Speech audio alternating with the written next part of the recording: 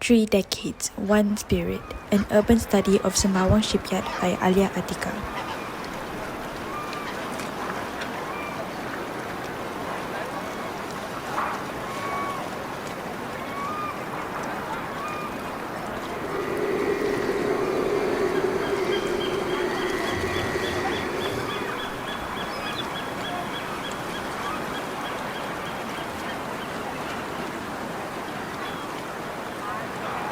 Before the naval base, Sembawang's coast was largely rural, defined by kampungs and had plantations.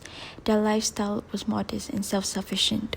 With the naval base era from 1920s to the 1960s, large-scale construction brought an extensive large dock. This brought together Europeans, many the British, as well as Indians, Malayans, and Chinese communities. Sembawang was chosen as a strategic site by the British because the British needed a strong naval presence. Now, moving on to our main topic, entertainment, leisure, and work life in the 1950s. Daily life at the dockyard was very active.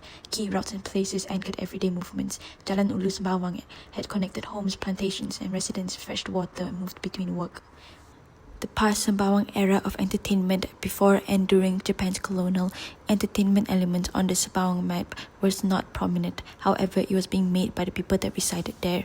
While current era of entertainment, Sembawang grew out of the industrial town and more places of entertainment for residents improved, creating more places for memories.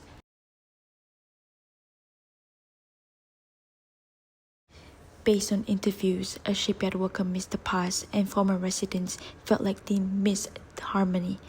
So why did the past seem to have more fun?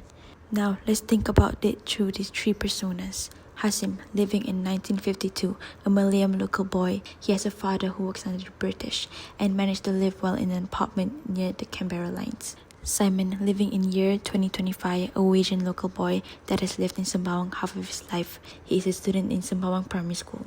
Malda, living in year 2035, a local Chinese girl. She lived in Sembawang when it has developed into its URA draft master plan. Now let's talk about Hasim's adventure. He has waited for the bus so that he can go to Sinsan Primary School, where he also gets to go to the Chongpang market and buy his curry to go meet his father at the naval base and eat with him.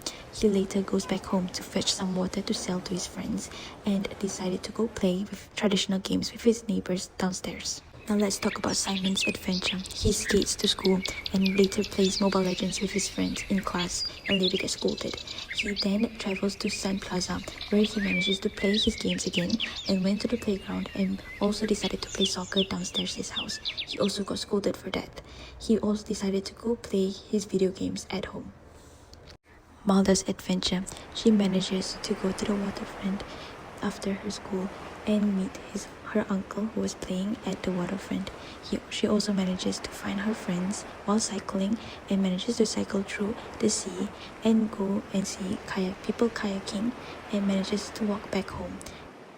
I managed to trace all of their routes. In 2025 and 2035, Singapore manages to implement the rule of Get All in One, where its residents is able to go to places of entertainment easily and quickly. As compared to 1952, Hasim has to travel far from his school and entertainment. Although each kid had the same amount of time, Hasim and Malda managed to encounter many different adventures. This could tell us how the past encouraged more freedom, allowing more time for travel, and the future encourages us for more fun in a single zone and easier access to entertainment. I've also learned on the change of community bonds throughout generations.